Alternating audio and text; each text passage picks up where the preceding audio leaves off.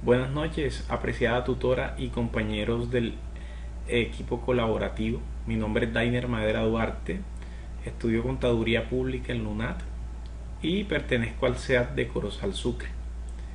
En este curso de Contabilidad Financiera Básica vamos a realizar esta presentación correspondiente a la unidad 1, que es la contextualización y conocimientos básicos contables.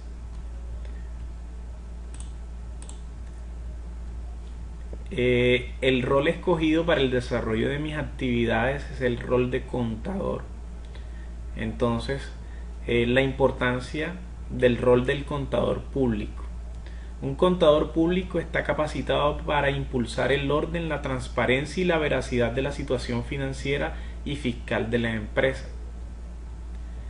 Y tiene diversas funciones como son ordenar las operaciones de la empresa, establecer procedimientos de la información financiera, cumplir con los requerimientos directivos asociados precisamente al tema contable y financiero, obligaciones fiscales, cooperar con otros departamentos, que es fundamental dentro de nuestra labor, porque nosotros somos esa fuente de información para la toma de decisiones, sobre todo de la gerencia, mantener los libros contables actualizados, digitalizar la información, elaborar el informe tributario, calcular los impuestos y mantenerse actualizado, que es una de nuestras principales obligaciones como contadores públicos, dado que permanentemente la ley y permanentemente las reformas tributarias debemos mantenernos actualizados para poder brindar una asesoría correcta. Aquí en este interrogante de qué aporta, aporta toda la experticia, todos sus conocimientos y los pone a la orden de la organización que se está asesorando o de la empresa que se está en la cual se está laborando, o si realizó un emprendimiento, pues uno aporta muchísimo. ¿Por qué? Porque la contabilidad nos permite organizar toda esa información, todo ese día a día, los libros diarios, todos los pagos que se realizan, nos ayuda a mantener organizada la empresa y a conocer su situación real con respecto al mercado. Entonces, el contador público es fundamental en una organización, y por pequeño que sea el negocio, siempre es importante tener un contador asesorando, porque muy seguramente nos va a ayudar a tomar mejores decisiones.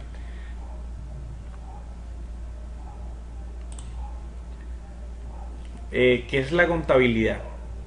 El objetivo de la contabilidad es proporcionar información de confianza sobre los resultados de una empresa obtenidos en un periodo de tiempo determinado. ¿Para qué sirve? Sirve para que aquellos que administran el negocio puedan tomar decisiones de acuerdo a esta información. ¿Quiénes están obligados a llevarla? Por regla general, todos los comerciantes están obligados a llevar la contabilidad. Así lo dispone el Código de Comercio en su artículo 19. Es obligación de todo comerciante llevar contabilidad regular de sus negocios conforme a las prescripciones legales.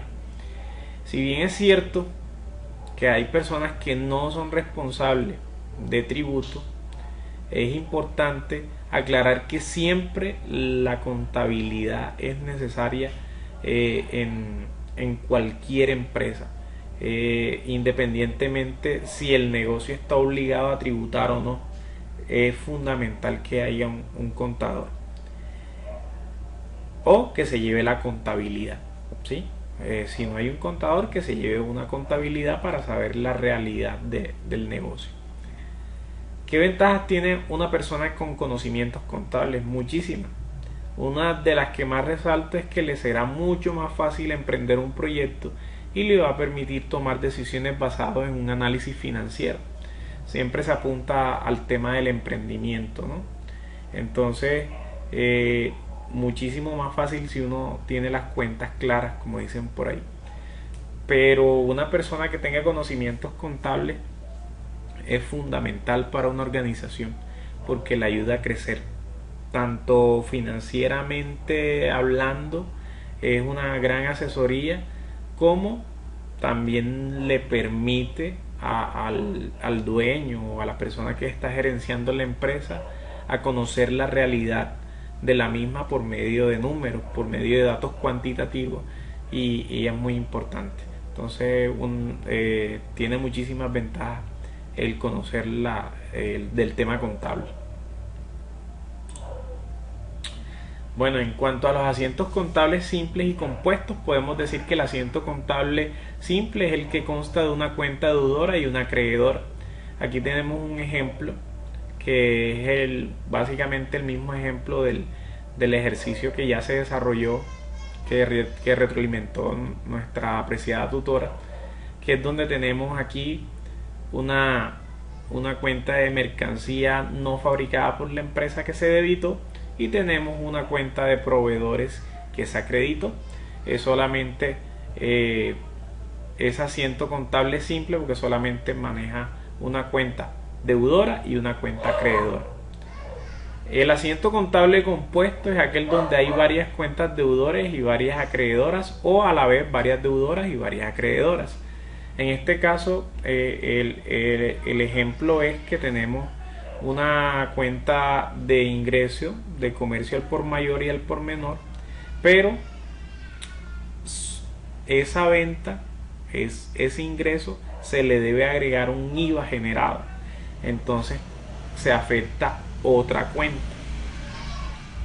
que en este caso es un pasivo,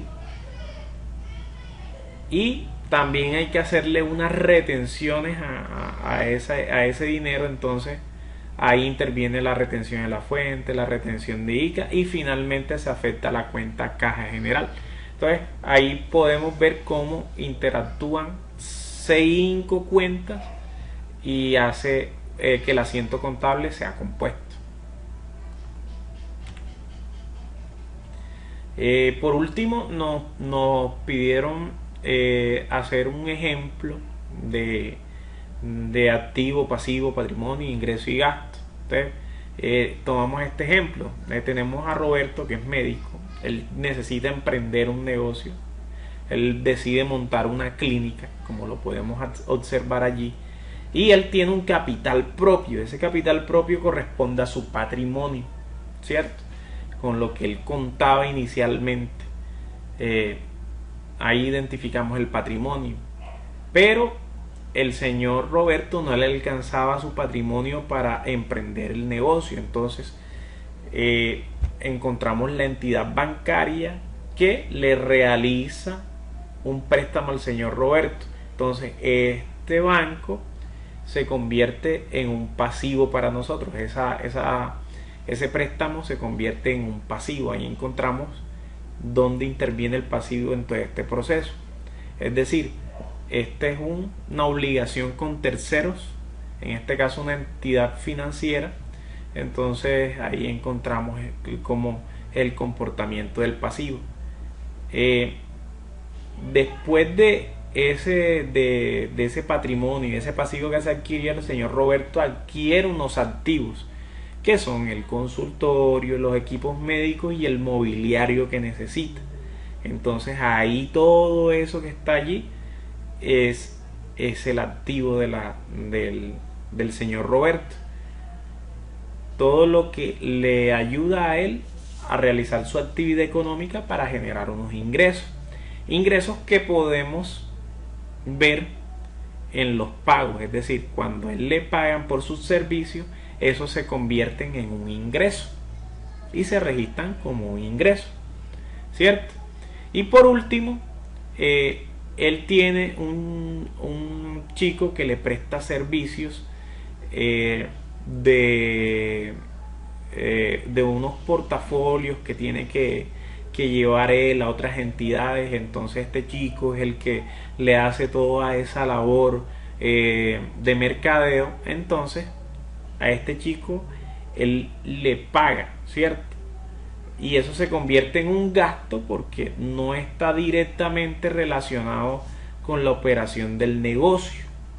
¿Por qué? Porque eso es marketing, mercadeo, ¿sí? Entonces eso no entra dentro O sea, él no necesita del mercadeo para su servicio. Es decir, no se considera que es un costo, sino un gasto. Porque ese joven le está cobrando un dinero y es un gasto para él promocionar su negocio, pero no interviene en la producción o en este caso el servicio. Es decir, no es un costo sino un gasto. Entonces ahí podemos observar que el activo son todo lo que él consiguió para poner en marcha el negocio. El consultorio y los equipos médicos y mobiliario, el pasivo, el préstamo que le hizo al banco, el patrimonio, el capital propio que invirtió, el ingreso, todos los pagos que recibió por la prestación de servicio, y el gasto, el marketing que él está pagando para hacer crecer su negocio. Entonces, no siendo más, muchísimas gracias, muy amables por su atención, y espero que sea de su agrado este video.